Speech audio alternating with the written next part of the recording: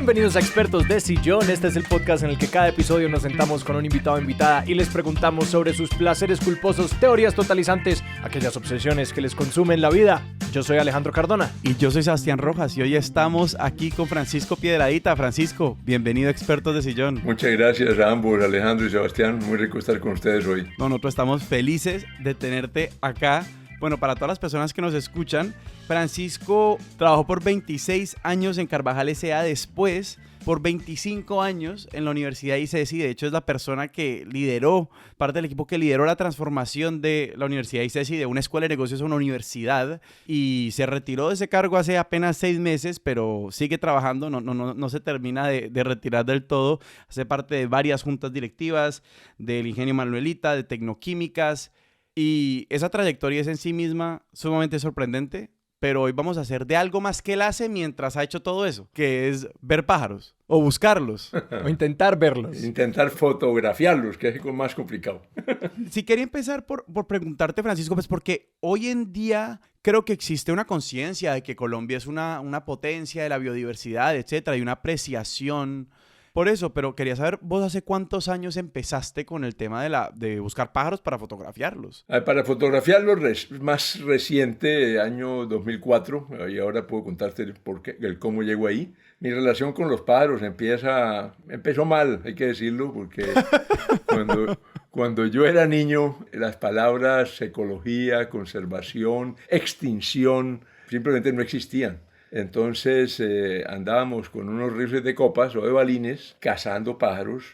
Y entonces con un primo los cazábamos, le sacábamos la pechera, el ala, y teníamos colecciones de pecheras de distintos colores y alas, y esa era lamentablemente un oficio, sobre todo en el verano, que era por la carretera al mar. ¿Y la pechera es una sección del plumaje del pecho del pájaro? ¿Es lo que es? La pechera es sí, el pecho, el pecho, el abdomen y el pecho acá, sí. Sí. Era una cosa lamentable, pues afortunadamente no duró muchos años. No sé por qué cuando salió un libro famoso, que es en inglés la Guía de Aves de Colombia, publicado por la Universidad de Princeton en 1986, de Stephen Hilty. Yo la compré y tengo mi edición en pasta dura de ese libro, que es una belleza el libro.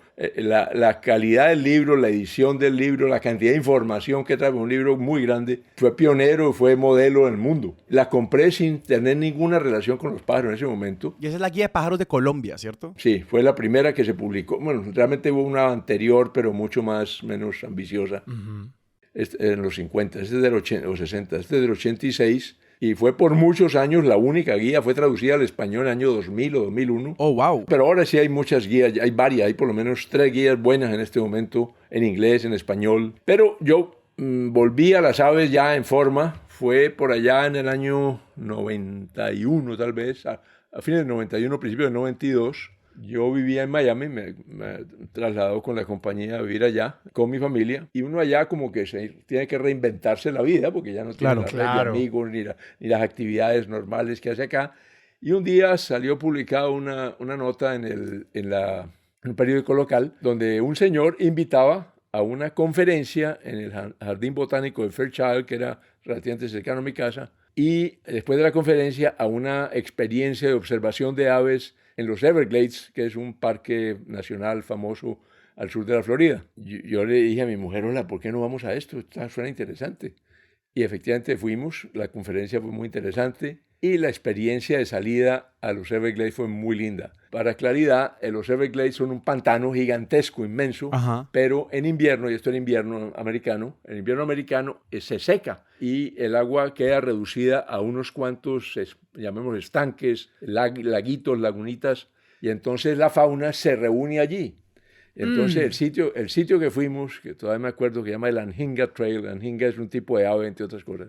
El sendero de la Anhinga era impresionante, porque ahí estaban una cantidad de cocodrilos, de estos alligators de la Florida. Había un mundo de ellos, había culebras, uno las veía en el agua, había aves, las que uno quiera, había mamíferos, venados, en fin, era una cosa impresionante en un territorio muy pequeño. Entonces pasamos un día muy rico con el señor mostrándonos lo que había, explicándonos cada cosa.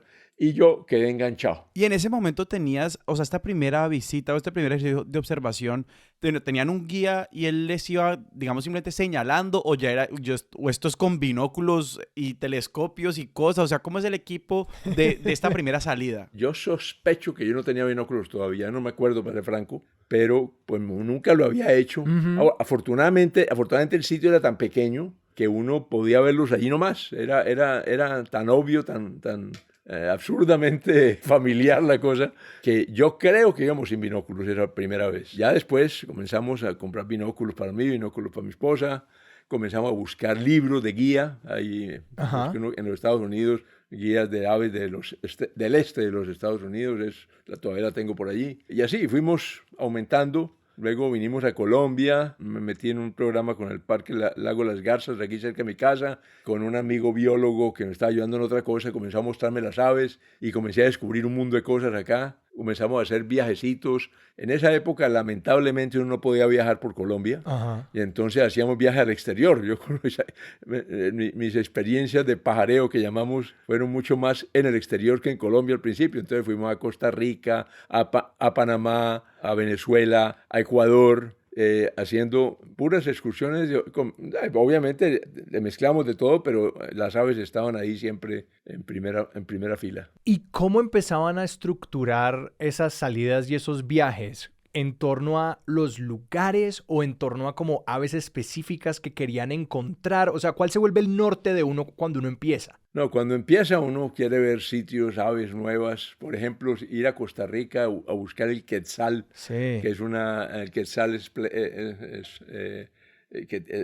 yo no me acuerdo cómo le dicen en español, Splendid Quetzal, le dicen en inglés, que tiene una cola inmensa, bellísimo es. Ese obviamente lo jala uno, pero en general a Panamá hay muchas aves muy similares a las nuestras. Ecuador también tiene sitios muy buenos de observación de aves. Perú tiene otras, ya comienza a cambiar la fauna a la medida que uno se va alejando.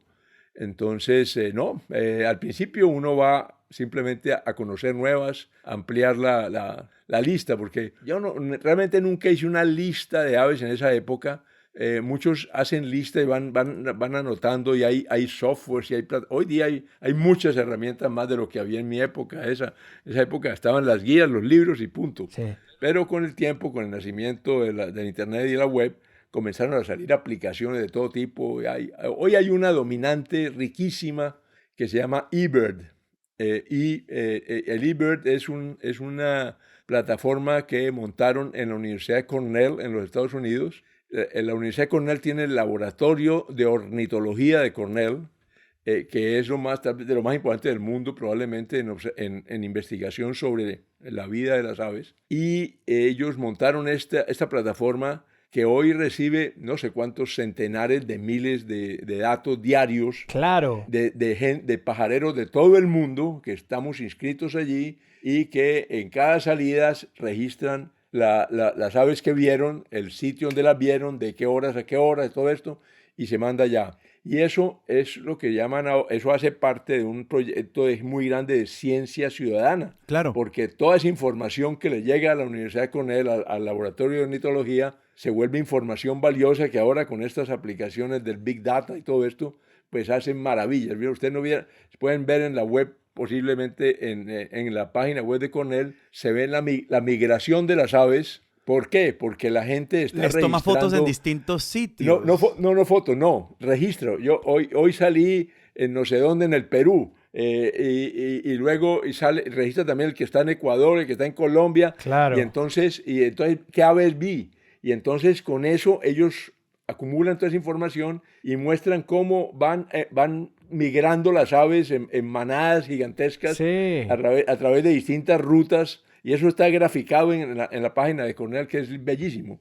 Es una de las aplicaciones, pero tienen muchísima información muy rica que hoy es valiosa para el mundo entero. Y entonces mucha gente está en eso y además hacen competencias. Este sábado que viene, el sábado 14 de mayo, es el Global Big Day. Ajá. El Global Big Day es el Día Mundial de las Aves. Entonces se invita a todos los observadores a que salgan y registren lo que vieron ese día. Y entonces hacen competencias de qué país subió más listas, las listas que hacen los observadores a la página web, y al final, ¿y qué país encontró más aves? Porque suman las aves de todas las listas. Entonces, Colombia ha sido ha sido el ganador. Pues obviamente Colombia es el país con más aves del mundo y ahora tiene una afición muy grande que no existía hace 20 años, hay que decirlo. Entonces hay miles de personas literalmente que salen y suben listas y esa información llega con él y ahí estamos con los demás. Ve, detengámonos ahí un momento porque yo sí he escuchado un poquito del Big Day como este momento que se organiza a veces a nivel local y ahora a nivel internacional sobre esto. ¿Cómo se vive un poco el Big Day en tanto a la idea es vamos a sitios similares o vamos todos a sitios diferentes, encontrémonos un poco? Porque claro, da esta oportunidad para que muchos pajareros y pajareras puedan ir, como encontrarse y dialogar un poco. ¿Cómo es un Big Day? A ver, el Big Day al principio era muy espontáneo y muy rudimentario y a Colombia no le iba muy bien. Pero unos cuantos líderes del aviturismo, sobre todo los grandes guías de aviturismo en Colombia, que ya hay hoy tipos muy buenos, muy expertos, se propusieron organizar la cosa y entonces desde hace meses se están organizando pequeños grupos regionalmente, hay coordinadores regionales y entonces se organizan pequeños grupos para repartirse, porque si todos nos fuéramos al mismo sitio, pues veíamos las mismas aves y no había la diversidad. Colombia lo que tiene la diversidad es por la geografía tan distinta que hay. Entonces necesitamos que estén en el Chocó y que estén en la Amazonía y que estén en la Sierra Nevada de Santa Marta y que estén en los valles y en las montañas y en todas partes para poder tener la cobertura de todo el territorio y por lo tanto la mayor cobertura de especies de aves que hay. Entonces salen pequeños grupos. La gente se compromete, en este momento se están haciendo compromisos y entonces los coordinadores están averiguando, hola, me falta alguien que vaya no sé dónde, bueno, no sé cuál otro sitio, porque ya tenemos que tratar de conseguir tal especie, porque hay especies que son fáciles de ver en tales sitios y otras que no, en fin, entonces con eso se organizan y hoy día no sé cuántos van a salir este sábado, pero es un gentío.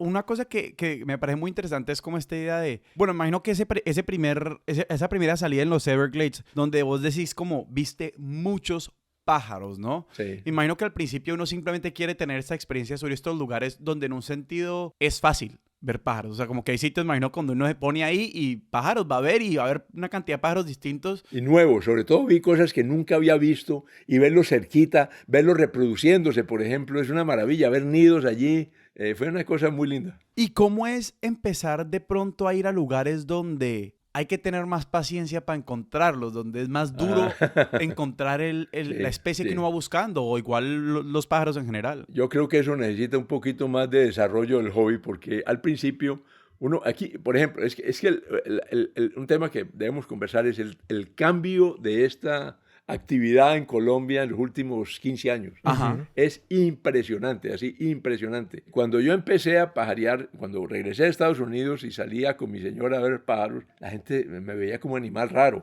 En esa época los pajareros no biólogos en Colombia, no biólogos, hay que decir que los biólogos muchos biólogos siempre fueron pajareros aficionados al mismo tiempo que biólogos. Entonces le mezclaban a su investigación pues el hobby. Pero los no biólogos eran 4 gatos, tipos que fueron los pioneros de ese tema, pero eran muy poquitos. Todavía me encuentro por ahí uno que otro veterano. Era muy poco, entonces uno parecía una persona relativamente rara.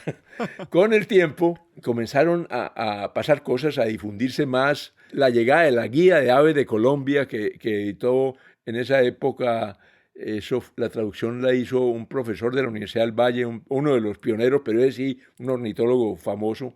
Él hizo la traducción y la Universidad del Valle tradujo eso con apoyo de la Sociedad Antioqueña de Ornitología, en fin. Eso comenzó a despertar entusiasmo. Vinieron más guías, más gente. Vino la Feria de Aves de Colombia en Cali y comenzó a mover. Aquí en Cali, por ejemplo, hoy hay centenares. Yo estoy en unos chats donde hay centenares de personas aficionadas y ya hay muchos sitios alrededor de Cali donde uno puede ir a ver aves. Wow. La ceba de aves es muy interesante porque uno pone alimentadores de colibrí y llegan colibrís. Yo tengo aquí colibrís, alimentadores de colibrí en mi casa.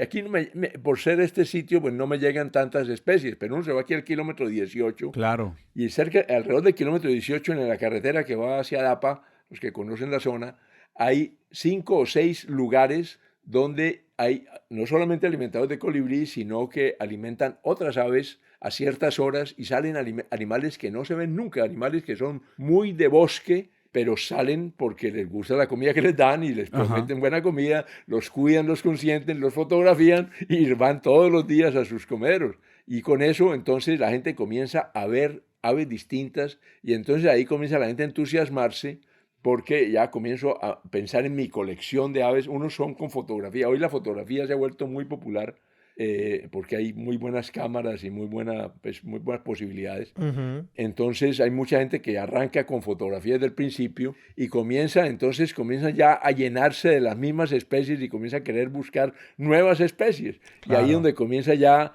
arriesgar a ir a sitios nuevos donde ya no va a haber cebaderos, donde hay que tener mucha paciencia, donde hay que correr riesgo de que el animal aparezca o no aparezca.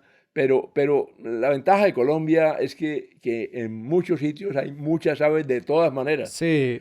Entonces, yo acabo de llegar de Barcelona y es tristísimo que en la ciudad no se ven sino 2 o 3 especies de aves. Eso no puede ser. Uno aquí en la ciudad de Cali, aquí en mi casa, para darles un dato, en pandemia, cuando empezó la pandemia, yo me puse por las madrugadas, por las mañanas, antes de empezar a trabajar, y los fines de semana, que no podía salir, a fotografiar las aves de mi casa. Mi casa incluía en ese momento un lote que estaba vacío ahí porque iban a construir una casa. Entonces alcancé a completar un área relativamente grande, pero era un par de casas de familia. Sí. Y fotografié 75 especies distintas en un par de meses. Wow. Eso es una barbaridad para una ciudad. Claro. Para un barrio, Sí. para un par de casas. Entonces, eso obviamente uno se va a Europa o a Estados Unidos, eso no pasa nunca. Claro. Y ahí me surge la pregunta por la fotografía. ¿Cuándo entra la fotografía a jugar para vos? Y un poquito es como, ¿qué tan buen fotógrafo tiene que ser uno para ser fotógrafo de aves? A ver, ¿cómo comencé? Tengo que decir de chiripa, como decimos acá. Mi hijo se graduaba ya en tu universidad, Sebastián, Ajá. y a mí se me olvidó llevar mi cámara viejita. Yo tenía mi cámara de película de toda la vida, que yo nunca fui fotógrafo. La dejé en la casa y al llegar allá, ¿cómo así que voy a estar en el grado de mi hijo y no tengo cámara? Y entonces me convenció de que había que ir a comprar una cámara. Entonces nos fuimos por un almacén y obviamente ya no había sino cámaras electrónicas. Yo nunca me había preocupado siquiera por eso. Y soy tan de buenas que el vendedor me vendió una cámara con un zoom. Con zoom es decir, que me acerca las imágenes. Sí. No era un zoom gigantesco, pero era un buen zoom. Ujú. Yo no sabía para qué servía eso, para ser franco. El hecho es que la compré y me fui con ella para el grado y después nos fuimos de paseo. Y en los descansos del paseo comencé a probar el zoom y a salir. Y entonces, como las aves me interesaban, veía una ave por ahí, comenzaba a disparar y a ver. Y comencé a ver que salían unas fotos muy bonitas. Y dije, hola, aquí hay algo. En esa época todavía no había mucha fotografía de aves, hay que decirlo. No era el hobby de la fotografía de aves, no era una cosa amplia, era más de unos cuantos editores, fotógrafos de naturaleza, en fin, y científicos, pero no había un hobby grande. Pero yo comencé a fotografiar, después me conseguí un software, un Photoshop, y comencé a descargar mis aves y a juntarlas y a conseguir la información y a tenerlas todas con sus tags de donde la tomé, que el nombre en español o en inglés o en latín. Y comencé a subir y comencé a encarretarme, como decimos acá, porque la colección comenzó a crecer. Y entonces ya no era eso de que iba esporádicamente a un sitio de unos pájaros y me gustaba la cosa, sino que ahora volví a mi casa y les trabajaba a mis fotos. Y entonces comencé a tener una colección de aves, de fotos de aves que hoy, después de haber borrado muchas cosas que ya no aprecio porque las he reemplazado con mejores, tengo más de 15.000 fotos de aves en mi computador. Uf, 15.000. Sí, y tengo más de 2.300 especies fotografiadas, y todo muy bien, las clasifico por territorio, por familias, obviamente. En esto, yo el hobby, hay que decirlo, el hobby de observación de aves es de lo más rico que puede uno conseguir, porque tiene una cantidad de dimensiones. Claro. La sola observación de las aves ya es una experiencia bonita. Ujú. Las aves son bellísimas, hay unas extraordinariamente lindas, extraordinariamente raras también. La estética, pero además el salir a la naturaleza ya también le agrega mucho al hobby. Pero además está el tema científico detrás de esto y entonces uno comienza a interesarse en la historia natural de las aves, en cómo se reproducen, dónde viven, las migratorias. Eso, el fenómeno de la migración es de los fenómenos más impresionantes y más interesantes. Acaban de registrar un grupo de la Universidad ICESI, acaba de registrar un ave que no se sabía que podía volar. 4.800 kilómetros voló sin parar hasta Texas. ¡Wow! Lo reportaron hace unas semanas, hace un par de semanas. Porque hay unas que vuelan, no, hay unas que sí se sabe que vuelan más de 10.000 kilómetros sin parar. Oigan, bien lo que estoy diciendo, la cifra es absurda. Son unas aves de la misma familia de esta, que son aves playeras, que se llaman, aves que se ven más que todo en las playas y a la orilla de los ríos y del mar sobre todo. Y esas aves hay unas que vuelan de Alaska a Puerto Montt en Chile, o que vuelan también de Alaska a Nueva Zelanda, sin parar. Dios mío. Ese fenómeno, estudiar ese fenómeno es riquísimo. No, pues es uno entender precisamente cómo un animal, algo que está vivo puede trasegar 10.000 kilómetros sin parar, pues porque yo me tengo que atravesar el Océano Pacífico, no debe ser una cosa fácil, o sea. Es de loco, sí. Y entonces han estudiado cómo, por ejemplo, aumentan de peso y reducen algunas de sus vísceras en volumen para poder aumentar grasa, porque la grasa es la que les permite hacer los viajes tan largos. Entonces acumulan grasa por un tiempo y cuando están listas salen y al llegar allá pues llegan obviamente exhaustas, pero llegan. Y esa es la historia, de muchas especies. Y en este tema de la biología, ¿cuáles son las herramientas esenciales que se necesitan para empezar a identificar las aves? Porque en estos momentos, pues, del día a día o incluso de los grandes días de pajareo, pues se le pide a las personas, cuéntenos qué ave está viendo, qué aves están viendo en los sectores donde están, y viendo muy por encima incluso la carátula de la Guía de Aves de Colombia, por ejemplo, o no sé, aquí en internet viendo algunas de los recortes, pues, que hay del libro. Yo veo una página que tiene como 3 subespecies diferentes, cada una con sus 6 subespecies, y a mi ojo burdo no educado, yo es como, esto es el mismo pájaro. Mi papá también, o sea, en la finca él dice, mira tal, y yo, papá. Es el mismo pájaro. Son el mismo pájaro. Para mí es el famoso barranquero, que es un pájaro muy único, y el resto todos son iguales. En mi forma ¿cómo de así? No, el barranquero. El barranquero es de las aves más lindas que tenemos por acá. Sí, es precioso y es grande. Y es grandote y es diferente. Sí, por eso, para mí están el barranquero y las demás. Bueno. Porque es una preferencia por el barranquero, pero... ¿Uno qué necesita saber de ornitología para empezar a identificar? Yo no sé cómo arrancan todo. Yo no me acuerdo cómo arranqué yo, para serte franco. Yo que uno arranca con la guía y comienza los libros, pues, en esa época, y uno comienza a buscar lo que ha visto. Pero hoy yo recomendaría empezar con un poquito de teoría, de biología, para entender cómo se clasifican las aves, porque las aves, la clase de aves se clasifica en órdenes, y los órdenes en familias, y las familias en especies, y a veces las especies tienen subespecies. Pero la mayoría de los pajareros nos movemos a nivel especie. El tema de las subespecies es una sofisticación que vale la pena, pero nos movemos a nivel especie casi siempre. Pero entonces, entender a qué familia pertenece cada especie es muy interesante, porque uno comienza a saber, por ejemplo, que hay familias que se encuentran en ciertos sitios y familias que no se encuentran en ciertos sitios. Hay familias que son de bosque, hay familias que son de mar, hay familias que son de distintos ambientes. Luego, en las familias, las aves tienden a tener ciertos parecidos de comportamiento, pero también físicamente, por tamaño, forma. Una familia muy conocida son los troquílidos. Troquílidos son los colibrí. Sí. Los colibríes, pero colibríes hay más de 300 especies en América, porque solamente hay en América. Por ejemplo, el colibrí no hay en Asia, ni en Europa, ni en África, solamente en América. Y la mayoría están en el trópico, entre México y Perú. Hay algunos en Chile, Argentina, hay algunos en los Estados Unidos, pero el grueso se ven entre México y Perú. Y en Colombia, obviamente, donde más colibríes tenemos. Hay más de 200 especies de colibrí acá. Solo en Colombia. Sí. Profundizando más en la ornitología, ¿qué es lo que más te ha sorprendido, lo que más te ha fascinado de las aves? Porque hablaste de la reproducción y hablaste de la migración. Entonces quería saber, mejor dicho, porque esto, lo que decís, tiene muchas dimensiones y uno simplemente se le van abriendo puertas y se le van abriendo puertas. La diversidad de formas y colores es fantástica.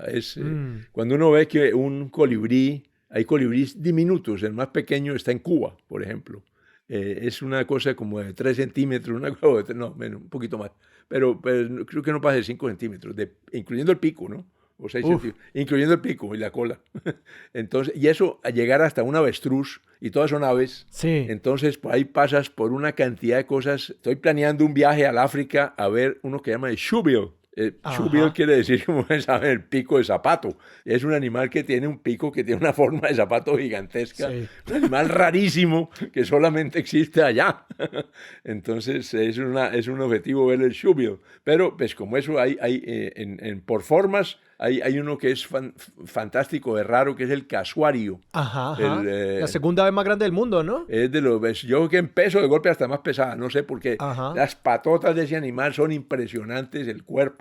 La hembra es más grande que el macho, los colores son rarísimos, la cabeza es azul, un azul cian brillante con rojo y rosado, y el cuerpo es negro, y las patas son unas patas gigantescas que dicen que matan si golpean, no sé de dónde viene esa historia, pero yo sí me imagino, yo los he visto de cerquita y puedo asegurar que son muy grandes y un poquito asustadores. Y en ese sentido, porque ahorita nos estabas hablando de esta expedición que estás planeando a África, ¿hay un pájaro que se te ha quedado sin encontrar? O sea, que has montado viaje y fracasó en un sentido. No, yo no he llegado a ese nivel donde organicen un viaje a ver un pájaro. Ok. Yo todavía no llego allá, tengo muchos pájaros por ver todavía y por fotografiar, porque yo digo, he fotografiado 2.300 especies, pero son más de 9.000. Entonces pueden imaginarse lo que me falta. Yo digo que si me va bien, cuando cumpla 130 años estoy completando la colección.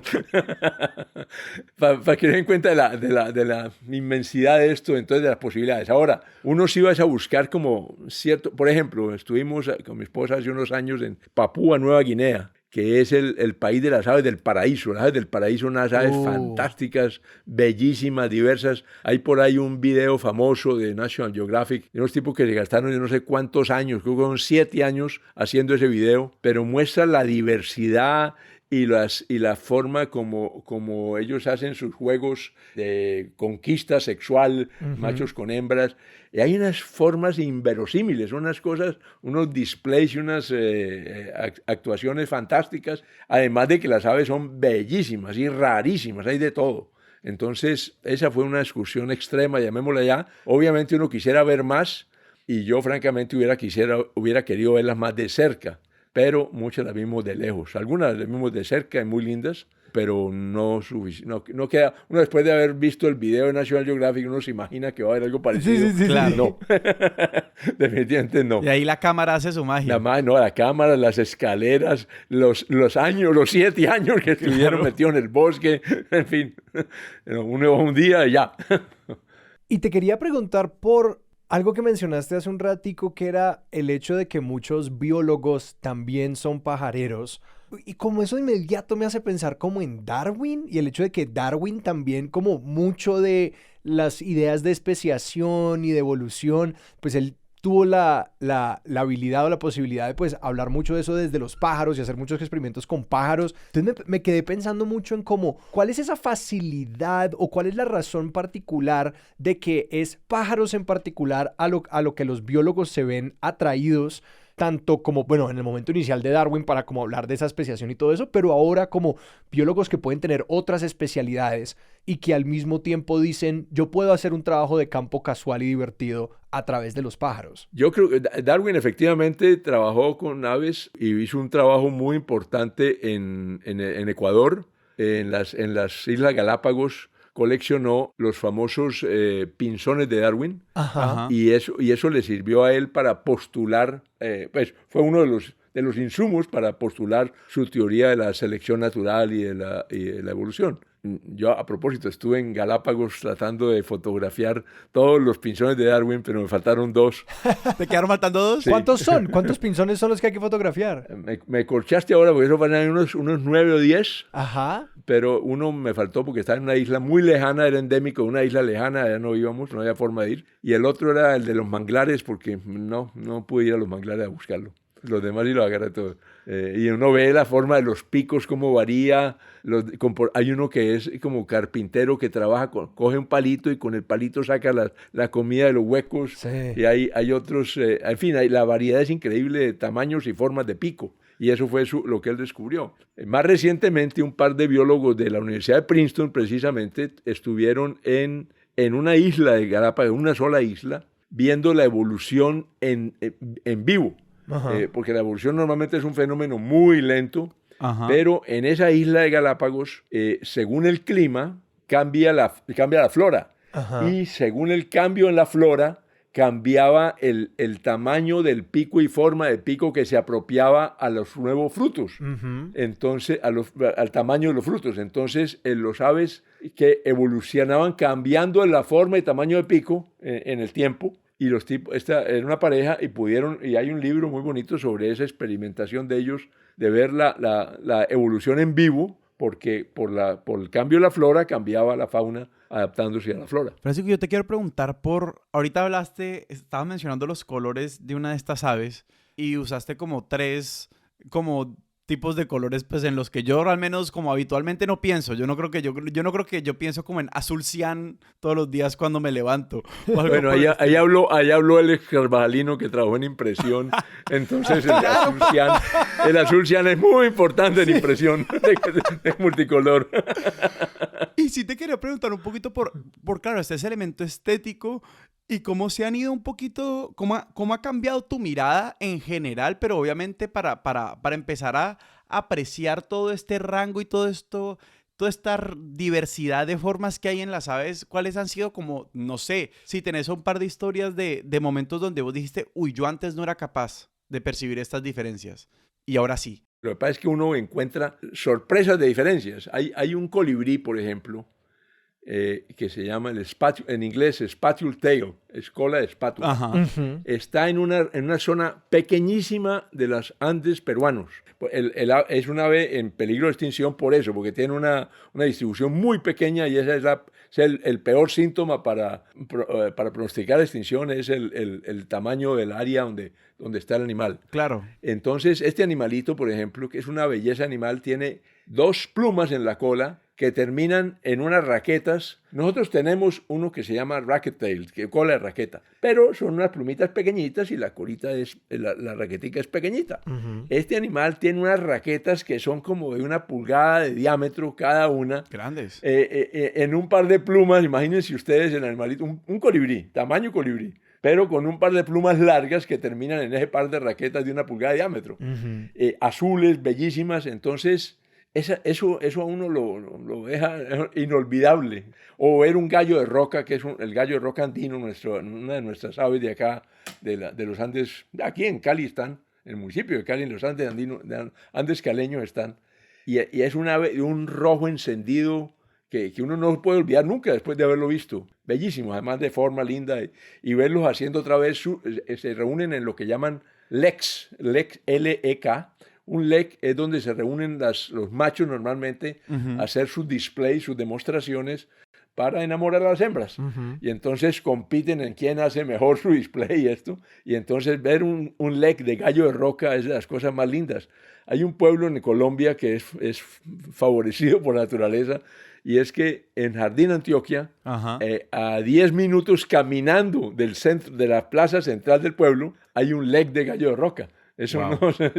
eso es fantástico. Y hay fenómenos así lindos que uno puede gozarse y a los que uno tiene que ir, como ir a, no sé, como van los peregrinaje. católicos a Lourdes, un peregrinaje, exactamente. Ve, y te iba a preguntar, como hablando de todos estos distintos comportamientos de los pájaros, ¿cuáles son algunos comportamientos o conocimiento que uno tiene que recolectar un poco para poder encontrar el pájaro y avistarlo con mayor facilidad? Porque me imagino que pues habrá mucho pájaro que es activo en distintas horas del día o que uno tiene que saber más o menos en dónde lo tiene que estar buscando, pues en el aire o en los...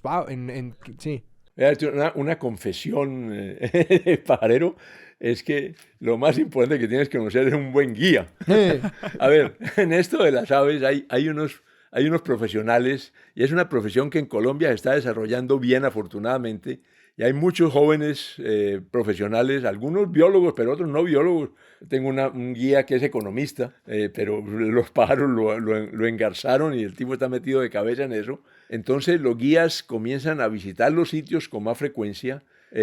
Primero tienen un desarrollo del oído que es clave. En observación de aves, antes de la observación con la vista está la del oído. Yo tengo problemas de oído, tengo que reconocerlo, en parte por la edad ya. Entonces los tonos muy altos, y muchas aves tienen tonos muy altos, yo no los oigo. Y eso ya es una limitación. Pero si voy con un buen guía, un buen guía oye todo, unos oídos inverosímiles. Entonces lo oyen a distancia, calculan la distancia y todo eso, y lo llaman y el ave viene. Hay una fórmula de llaman playback, de la que no se debe abusar, pero que es muy valiosa porque es poner una grabación del canto de él y ellos vienen a ver quién se está metiendo en mi territorio, en fin, y aparecen con esto. Entonces, los guías saben qué se ve, dónde se ve, cuándo se ve y si está por ahí o no con el canto. Yo trato siempre, no puedo ir siempre, pero sí en muchos casos y sobre todo a sitios nuevos, de ir con un buen guía, porque un buen guía hace la diferencia. ¿Y los guías se especializan en zonas o mejor dicho? Pues hay unos que son muy universales, hay unos que son, bueno, sobre todo cuando estás empezando, te especializas en zonas, pero yo tengo amigos ya colombianos que te manejan Colombia entera. Y tengo amigos internacionales que te manejan varios países. Ujú. Y ahora son conocimientos enciclopédicos, tiene una memoria bárbara de cantos, por ejemplo, y de nombres de aves, que eso requiere una memoria muy buena, porque tienes que conocerte las tonadas que cantan los pájaros, los timbres de los pájaros. A mí me han tocado casos fantásticos una vez iba con un guía en Panamá, en carro entrando a un lodge, y de pronto para. Me dice, no, es que oí tal colibrí. ¿Qué? El canto de un colibrí es una cosa finísima. Y me dice, oí a tal colibrí en el carro. En un carro, además, sí. En el carro, sí. Yo como así. Y paramos y me señala, allá está. ¿Qué? Y efectivamente alcanzaba a ver por un huequito allá en una matorral. Allá estaba el colibrí parado y alcancé a tomarle la foto. Wow. Pero eso, y como ese hay mucho, ¿no? Aquí en Cali hay gente muy buena ya, en el Valle, en Colombia, gente que los ubica así rápidamente, y eso hace una diferencia muy grande para uno aficionado. Ve, y ahorita mencionaste que no se debe abusar esta figura del playback, de ponerle Sí. al pájaro su propio canto. ¿Por qué no? Pues hay teorías de eso, pues básicamente porque es un poquito de engaño. Ajá. Claro. Y entonces el engaño del pájaro también funciona porque el pájaro, al primero, puede que venga la primera vez, y la segunda y la tercera, pues no viene la cuarta probablemente. Segundo, puede uno suponer que para el ave después se va a enredar cuando oiga el canto de uno de verdad, que no sea la grabación mía y no de uno de verdad, y ya va a ser el pastorcito mentiroso, ¿no? ¿A quién le creo? Básicamente el ambiente afecta a la naturaleza. Sí. Entonces eso de estar uno con playback todo el tiempo y repetido, se vuelve nocivo. ¿Cómo se configura un grupo para una salida de avistamiento de aves? Porque se me ocurre, no sé, que de pronto un grupo muy grande, que debe haber como un límite natural a qué tan grande uno quiere que sea un grupo, sencillamente por el ruido que se produce y no sé, la falta de diversidad que habría dentro de la experiencia de distintas personas que quieren ver muchos pájaros diferentes. Y cómo es un poco, digamos, la división de tareas, un poco que puede surgir cuando uno forma un equipo para avistar aves. En general, los grupos no pueden ser muy grandes.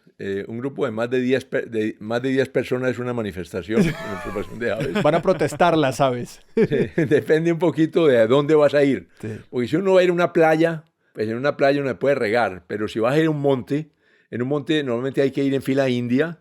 Y entonces el que está de 10º tiene muy poca probabilidad de ver lo que vio el que está de primero. Sí. Claro. El que vio, el guía va adelante, el primero, el segundo van con el guía y ven, el guía ve algo y lo señala, pero luego si el pájaro se va rápido, pues los que están de últimos no lo alcanzan a ver. A veces el pájaro se queda, entonces se alcanzan a hacer reubicaciones y eso, pero entre más grande el grupo, más complicado. Muchas veces se usa que si hay un grupo más grande, van 2 guías. Y entonces se reparten un poco el trabajo y el espacio.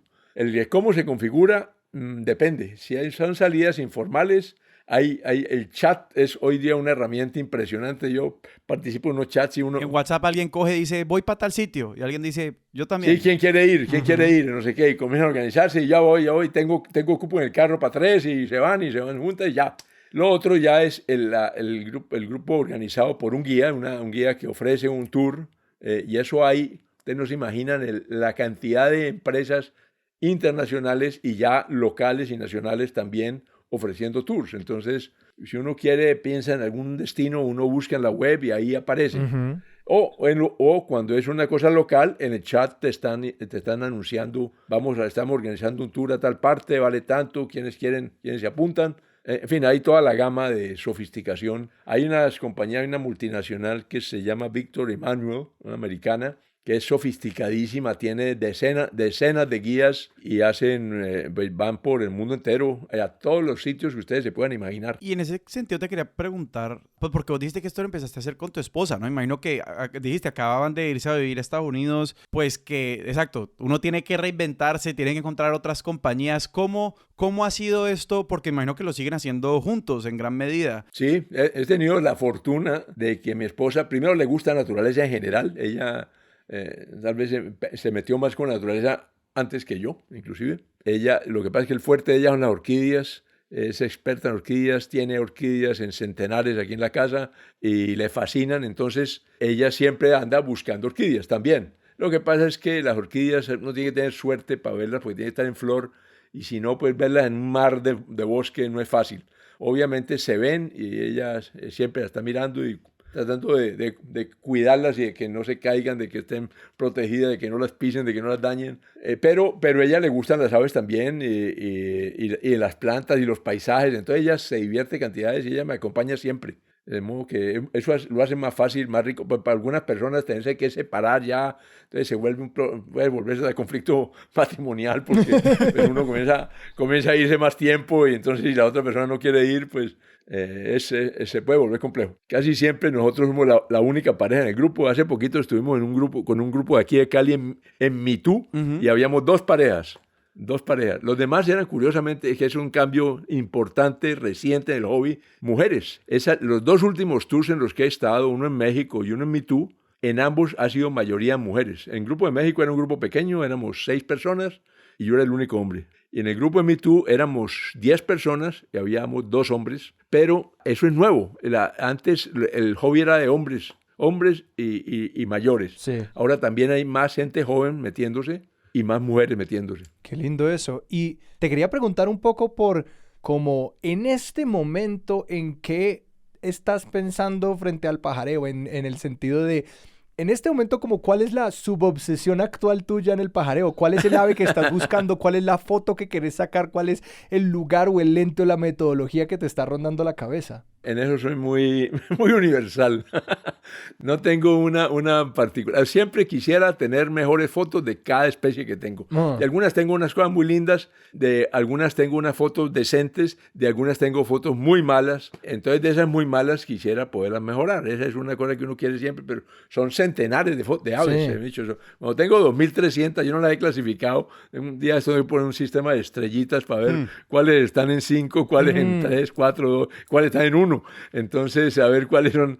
Pero, no, lo otro más geografías también, geografías nuevas. Les contaba lo de Uganda, que es un espacio nuevo, y voy a ir con un guía bueno, entonces va a ser una oportunidad muy linda de ver muchas especies, además de que vamos a ver gorilas y chimpancés, aspiramos a ver. Claro. Y eso le da una riqueza al tour, macho. Porque yo fotografío lo que se me atraviese vivo, incluyendo flores, reptiles, tengo una colección grandísima, y tengo una colección de insectos muy grande, tengo mamíferos, tengo un montón de mamíferos, pero siempre el objetivo central son las aves, y los otros van ahí colgándose. Y en ese sentido, te quería preguntar por los viajes que más te han marcado, o sea, ¿cuáles han sido las geografías que más te han impresionado, esos lugares a los que igual siempre volvés? Pues porque obviamente ya habiendo mencionado como que has ido a Papua Nueva Guinea y a esta otra cantidad de lugares, como ¿cuáles son esos viajes que más te han marcado? No, es que el mundo tiene cosas muy lindas y la diversidad de esto es muy grande. Australia ha sido una experiencia riquísima. La fauna australiana es muy diferente, completamente diferente a la nuestra. Entonces, todo lo que ves allá es nuevo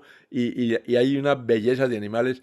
Las palomas, por ejemplo, uno está acostumbrado a que las palomas aquí son cafecitas, grisecitas. Ajá. Todas las palomas nuestras son de muy poco colorido. Allá las palomas tienen unos colores inverosímiles, pero sí, inverosímiles. Naranjas, verdes, azules, morados. Wow. Unas bellezas increíbles. Entonces, pero he estado en el polo 2 veces. ¿El polo? ¿Y en el polo hay pájaros? En el polo hay unos pájaros inverosímiles también, lindísimos, y estuvimos en el polo por Noruega, y luego estuvimos en el polo por Alaska, y las dos experiencias fueron riquísimas. A Noruega fuimos solos, sin guía, paseando en carro en el norte de Noruega, dentro del Círculo Polar, y de ahí volamos después a Svalbard, que es un archipiélago que queda, eso ya es al lado del polo, literalmente. Allá, yo creo que es la ciudad el pueblo más al norte del mundo, yo creo que es en Svalbard. Wow. Se llama Longyearbyen. Esa fue una experiencia muy linda. Pero luego estuvimos en Alaska con guía y fue fantástico porque vimos una cantidad de animales increíble, unos patos que uno no se imagina, unos álcidos, una familia que son como, digamos, los pingüinos del norte, que los pingüinos se dan solamente en el polo sur Sí. y alrededor. Estos son del norte, son más pequeños, pero hay unos bellísimos, no sé si conoces un puffin, esos que tienen unos Sí. picos de colores bellísimos. Sí, sí, sí. Eso los vimos al lado, vimos 3 clases de puffin distintos y otros parecidos. Hay cosas muy bellas en esos sitios, en fin, en África, en América, en el Perú hay sitios buenísimos también, hemos paseado bastante en Perú, bastante en Ecuador, muchísimo en Colombia, obviamente, aunque tenemos muchos sitios todavía por recorrer en Colombia, en Panamá, Costa Rica, en fin, todos los países ofrecen cosas muy lindas. O sea, yo no te puedo dejar ir sin preguntarte yo creo que yo te conocí por un viaje muy famoso que vos hiciste. Ya sé para dónde vas. Hace 11 años, en mayo del año 2011, efectivamente por esta época, fui a New Orleans, a la Universidad de Tulane, viaje de trabajo. Yo siempre que tengo viaje de trabajo le mezclo pajareo, pero en ese estuvimos estábamos en proceso de acreditación de la Facultad de Administración de la universidad y estuvimos 2 o 3 días trabajando en eso y al final era... El viernes por la noche yo les dije a mis colegas, bueno, ustedes se van mañana para Cali, yo me quedo mañana sábado pajareando, ya tengo arreglado un tour personal mío con un taxista para ir a un parque aquí al sur de Nueva Orleans. Y entonces me fui, ellos se fueron y yo dije, yo viajo el domingo y me fui para el parque de Nueva Orleans. Estuve pajareando por la mañana en un sitio, en una parte del parque muy rico, muy bien. Fui a almorzar con el taxista. Y en el almuerzo me di cuenta que había un sendero que se llama el sendero del Wood Duck. El Wood Duck es como el pato, puede traducirse de madera o el pato de bosque, que es un pato bellísimo que yo no conocía y que yo quería fotografiar. Y entonces decían que en ese sendero al final anidaban y que no sé qué, una historia que contaban ahí y yo me la creí. Y entonces volvimos después del almuerzo, parqueamos el carro y yo le dije al taxista, espéreme aquí que en una hora vuelvo. Y me fui por el Wood Duck Trail sin decirle al taxista por dónde iba.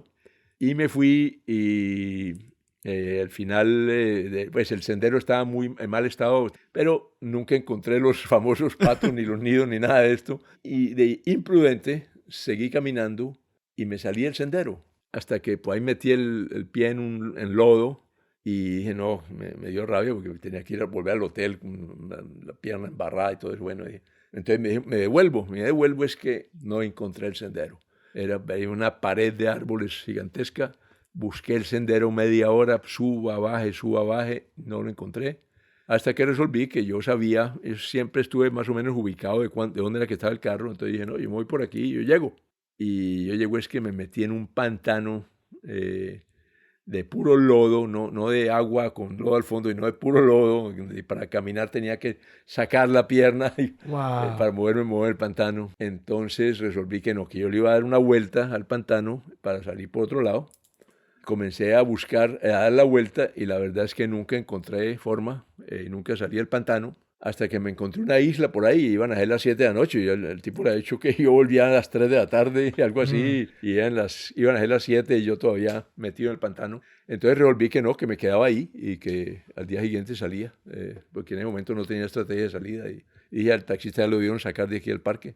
El hecho es que me quedé ahí por la noche, esperando que al día siguiente pueda salir, pero por la noche me acordé de que ese pantano está infestado de cocodrilos, de alligators, que llaman los gringos.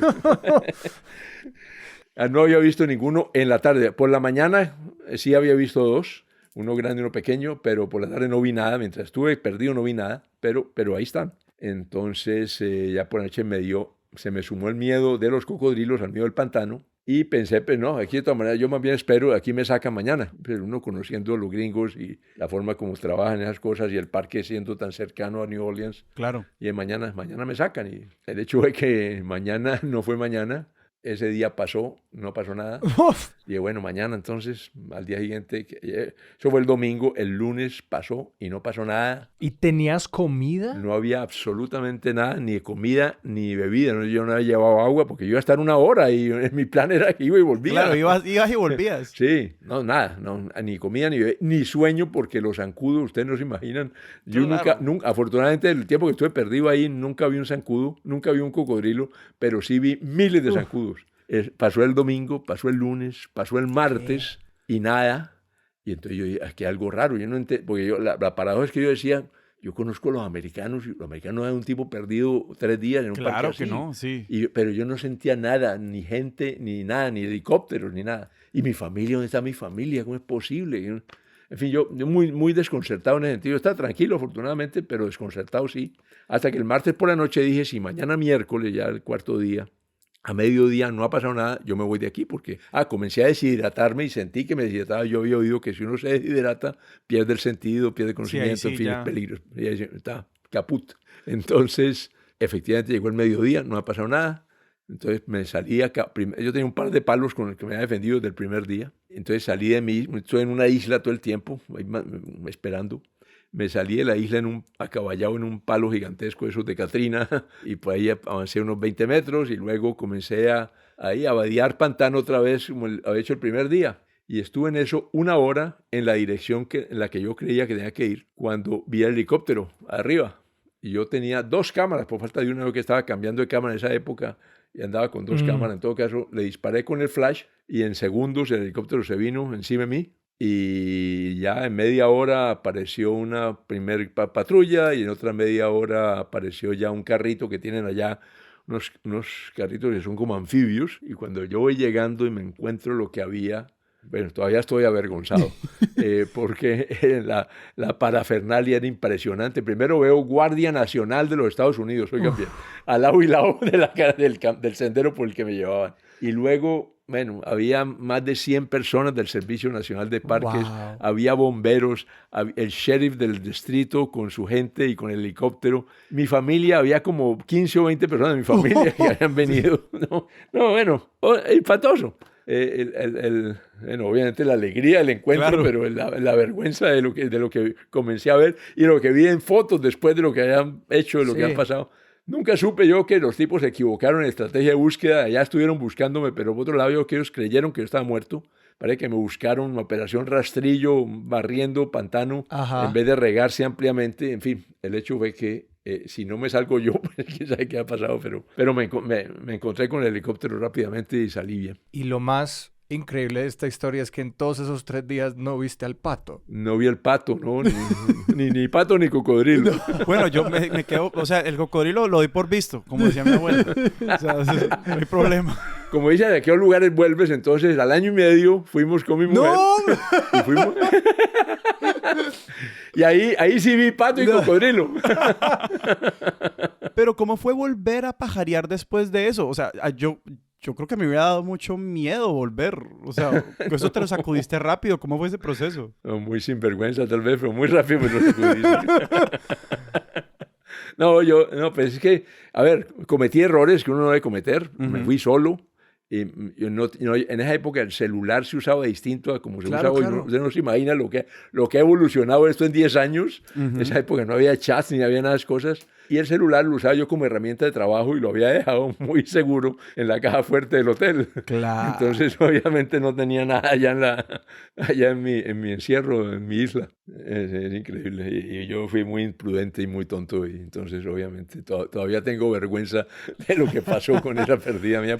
Si alguien después de escuchar esta conversación dice yo quiero arrancar, o sea, ya estoy convencido, voy a arrancar a buscar pájaros, a verlos, a fotografiarlos, ¿por dónde empiezan? A ver, yo sugiero, hoy día que me han llamado algunos amigos, yo sugiero vincularse a grupos locales, porque en Cali, por ejemplo, hay varios y hay mucha gente metida y hay gente abierta que quiere que venga más gente. Están surgiendo clubes inclusive y esto. Por ejemplo, en Cali ir a la Feria de Aves es anual nomás, pero ahí ya uno conoce un mundo de gente y se ubica y se conecta. En la Feria de Aves organizan salidas, entonces uno se inscribe y ahí comienza también a conocer gente y a conocer el ambiente y esto. para mí es la más fácil. Lo otro es conseguirse un libro, una guía de aves y comenzar uno por su cuenta a ver y a tratar de encontrarlas en la guía y a comenzar a distinguir y la clasificación de las aves y esto. Equiparse, los binóculos. Yo no uso binóculos porque no uso sino cámara, porque resolví en algún momento que no podía con los dos y que si yo me ponía a ver el ave con binóculos se me iba y no lo podía fotografiar. Entonces, mi mujer lleva el binóculo y yo llevo la cámara. Y si la gente quiere ver tus fotos de pájaros, ¿a dónde las pueden encontrar? Tengo como 5,000 o 6,000 fotos en Flickr. Flickr Francisco Piedrahita. Ahí están, hay fotos de muy buenas, hay fotos no tan buenas, porque al principio porque eran menos buenas, es que llevo un montón de años en Flickr, unos 10 años, no sé cuántos. Y luego porque monto algunas, porque son aves raras, que hay muy poquitas fotos. En algunas veces son la que he montado yo es la primera foto en Flickr de esa especie.